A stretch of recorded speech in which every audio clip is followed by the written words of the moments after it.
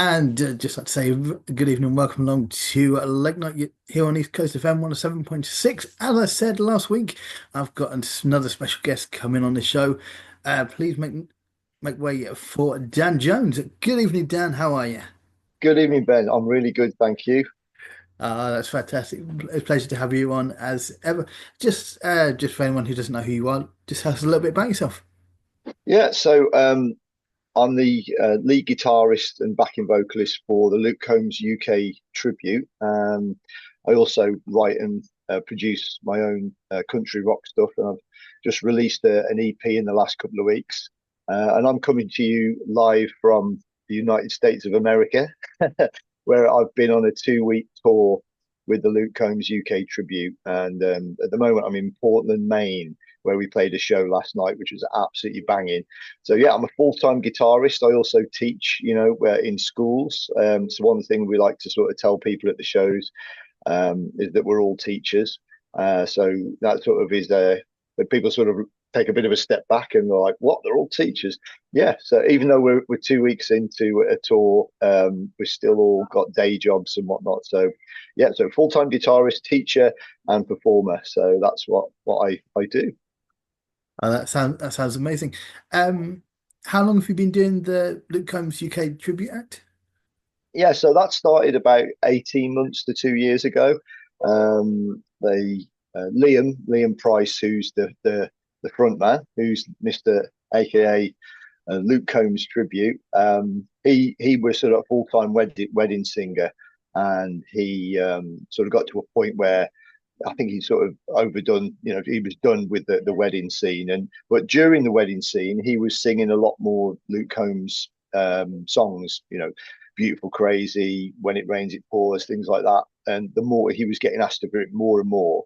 And then people were giving him feedback saying, "Man, you really do sound like him." And he was looking to sort of make a change anyway into a different sort of musical avenue. And at a local cowboy bar in Wolverhampton called Rodeos, Simon, who's the owner, he said to Liam, you ought to try a tribute. And then Liam sort of put together was looking to do. Well, he started off doing some solo shows, which really went well. And then he thought to himself, "I need a band," and he drafted a couple of members from his wedding band into the initial sort of lineup, and then needed a guitarist. And I knew the drummer and the keyboard player. I'd played in bands with them for years, and they recommended me, and I joined the band. To be fair, I'd never heard of Luke Combs before joining the band. I'll put my hand up and honestly say that. But when I heard the first song that I heard was a track called "The Kind of Love We Make," and I was like, "Whoa!" I didn't expect it to sound like that. It was guitar driven, so immediately I was like drawn to that because guitar sort of disappeared from the mainstream, music scene. And then it got sort of a bluesy rock element and a really lovely groove to it, and I was hooked. And I said, "Yeah, man, I'm in." So that was it. So 2 years down the line, we've gone from playing in somebody's kitchen to playing a 2 week sort of sellout tour in America, which is bonkers. Sometimes that's how it goes.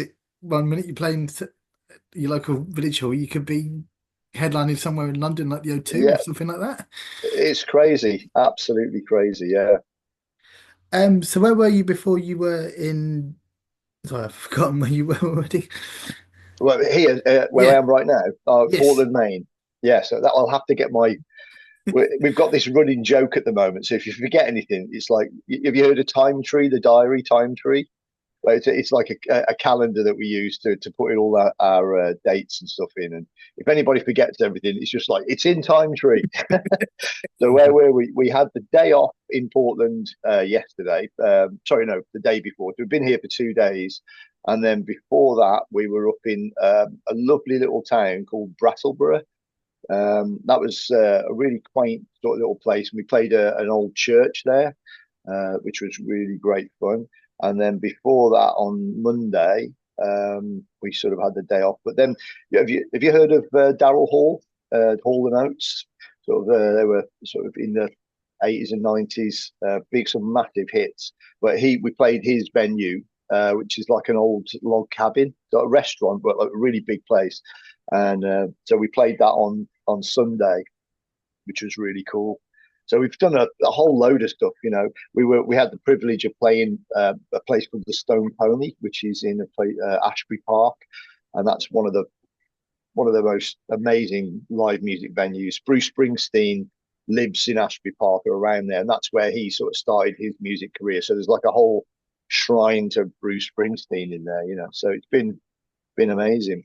I was going to say, yeah, he did a live album from Ashbury Park way back when.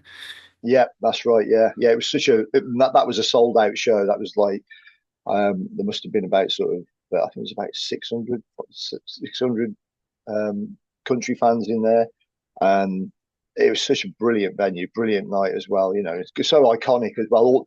When you go in, it's just got guitars all on the walls, all signed by massive stars.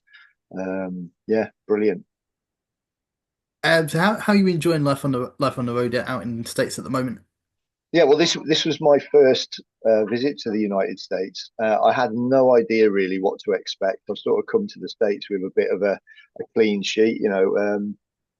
Obviously, you have to a certain degree, I suppose. You see in the movies little quaint little timber frame houses and the way the streets are, uh, and it was exactly like that.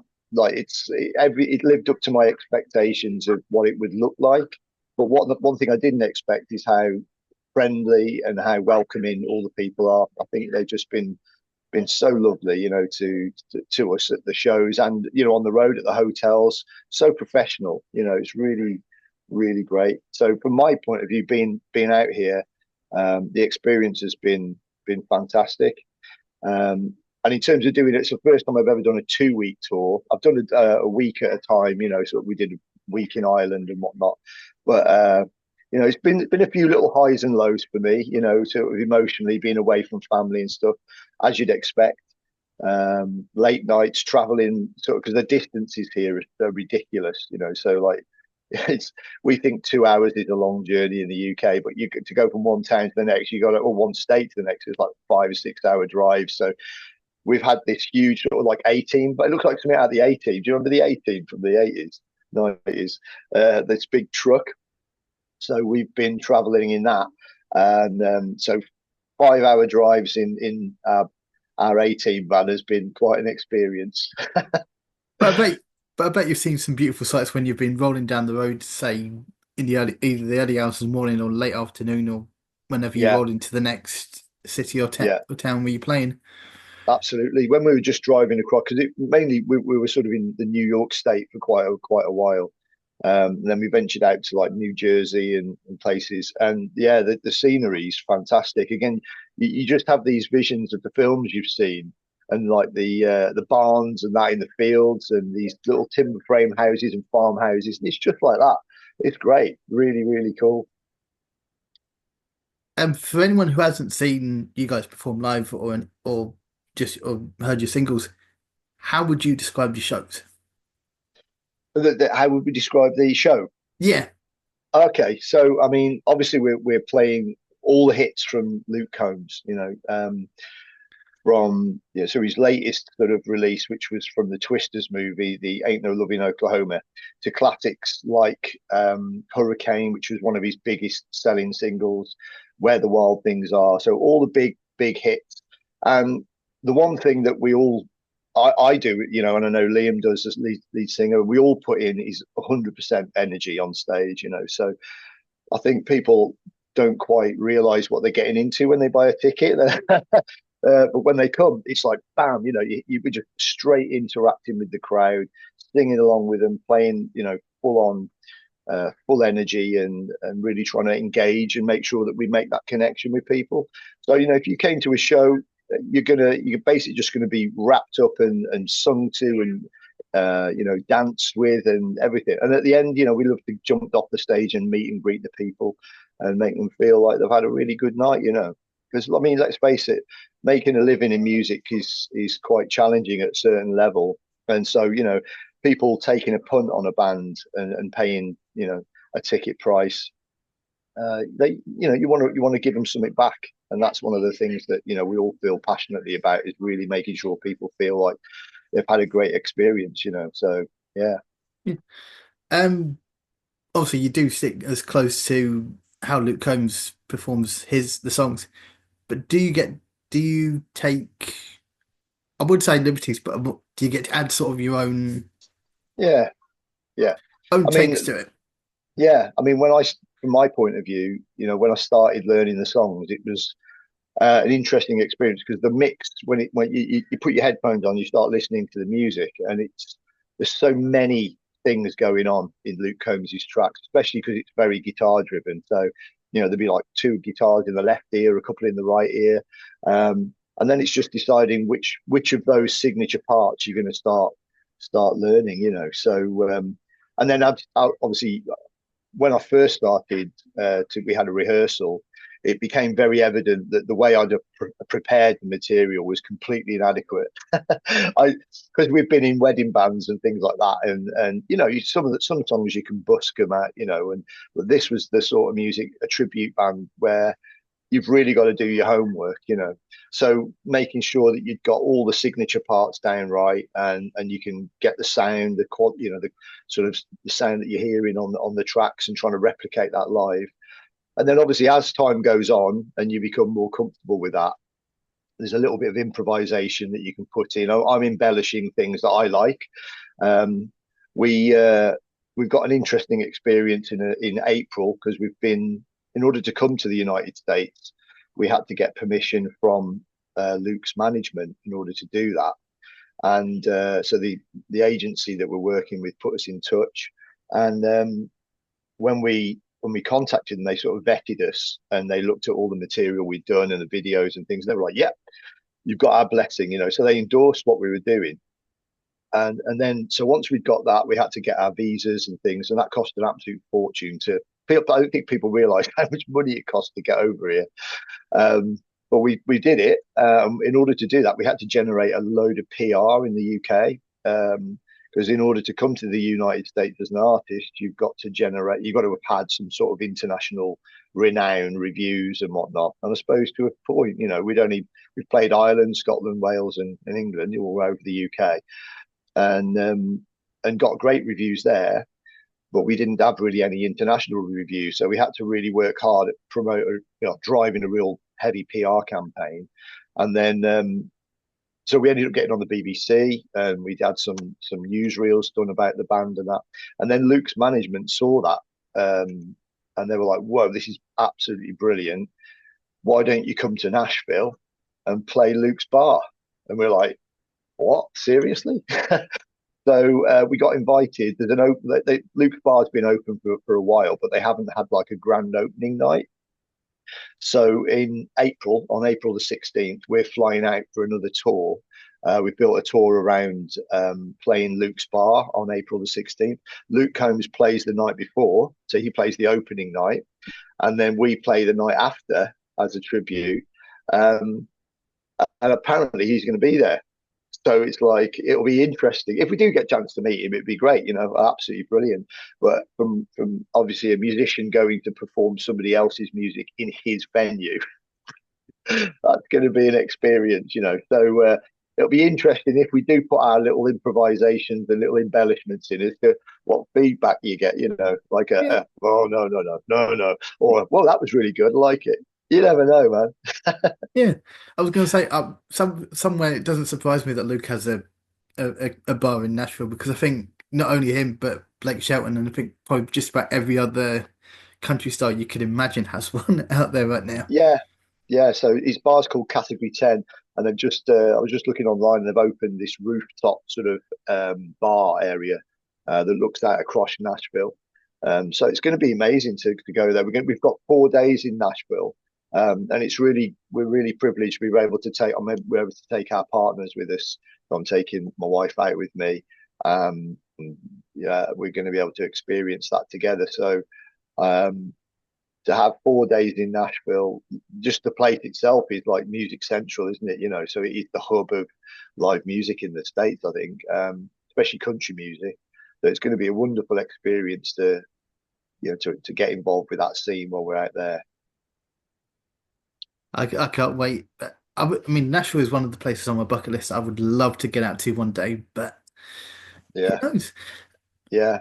Well, I was the same for me. I mean, coming to the United States was one of the things that I did want to do, but it's like, you know, obviously affording that and getting the time and stuff to be able to do it and not coming out on your own, but coming out as a family. And so even though obviously I'm out here with the guys, it has been a bucket list moment, not only to do a 2 week tour and to play to amazing venues and people, but just as a life experience, you know, it's been a really, really great opportunity. So yeah, really, really thankful for that. Yeah, because I think well, it's about 6 or 7 years ago. I actually went out to Canada by myself.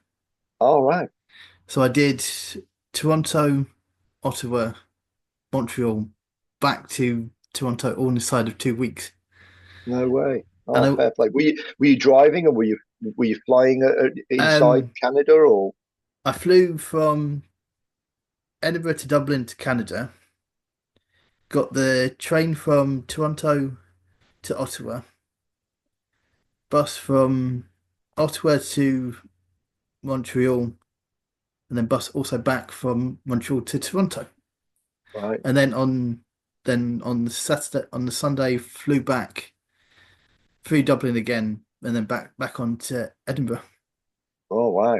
Right, great. What was the weather like? What sort of time of year was it? Um, it was I got nice weather out there. I mean, I got plenty of sunshine, but also actual snow for a change, rather than like back here in the UK. It goes, oh, we're gonna get snow. We're gonna get snow. I was like, no, we're not. It's it's not gonna get cold enough, and plus, chances are it's gonna get washed away by the rain before it even touches the ground. Yeah, yeah. That's one thing that's been here. It's been freezing here, and there's snow everywhere. So when we landed and we sort of got in, the snowstorm sort of happened while we were driving out, and it's been really nice actually to see the snow. And we've had opportunities to visit like Washington DC on a day off, New York City, and again, just nice that it's that really cold, biting sort of icy wind, but then you've got the lovely snow and then a blue sky, and yeah, it's really been interesting to be out here with the weather. We're going to Canada in September and October. We've got a month tour, so it'll be interesting. I'll have to let you know what it's like for me when I'm out in Canada. Oh, you'll have a great time, I tell you that. And I would definitely Yeah, recommend going up the CN Tower if you get the chance, right, because right. it's amazing views from the tower itself. Yeah, wow, cool, man. But as I say, you're flying back. Is it in the next Yes, couple of days? Saturday. So on Saturday, yeah, sort of 9 p.m. and we get back Sunday morning about 9:30 UK time, and then a 4 hour drive back home, and then into the back to see the wind people we miss. And of course, outside of doing the Luke Combs tour, you're also a guitar teacher, is that right? Yeah, that's right. Yeah, so I've been doing that for well, many, many, many years.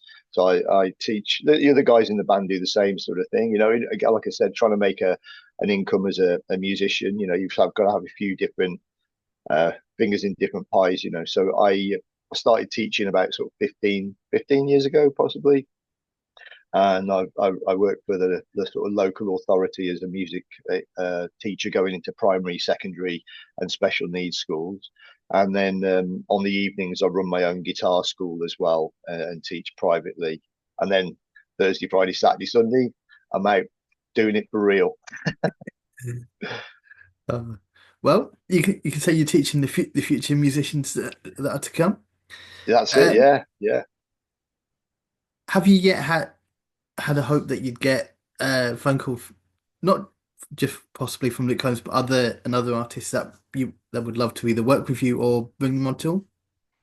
Um, Well, at the moment, obviously, Luke Combs has been the main artist that obviously we've been doing the tribute to. It'll be interesting to see what happens from Nashville onwards. Um, in the UK, we're pretty well known in the UK, and we're touring all over the UK all the time. When we're coming up to Scotland, I was just looking at our tour dates. So in where are we? So we in March we come to Inverness on the 27th. And then with 28th, we're in Aberdeen. And then on the 29th, we're at Dundee. Another amazing venue that is the church. Again, it's another church. We've gone out. Looks like Hogwarts inside. Actually, they've got all like sort of stars in the ceiling, and it's brilliant, really great. And then on the 30th of March, it's our biggest show.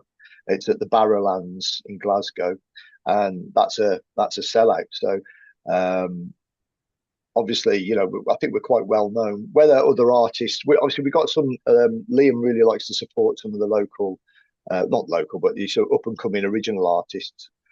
So we've had at smaller shows that maybe not the theatre sort of stuff, but other shows we've had people that support us, who are making their name on the country scene in the UK. But then in the States, when we come to Nashville, we're going to be playing again, probably other than Luke's venue, which is going to be amazing exposure. But we're going to be playing the NFL draft, which is one of their biggest event, So we're going to be on TV performing, which you never know what happens from there. You don't know what people see you doing and what invites you might get.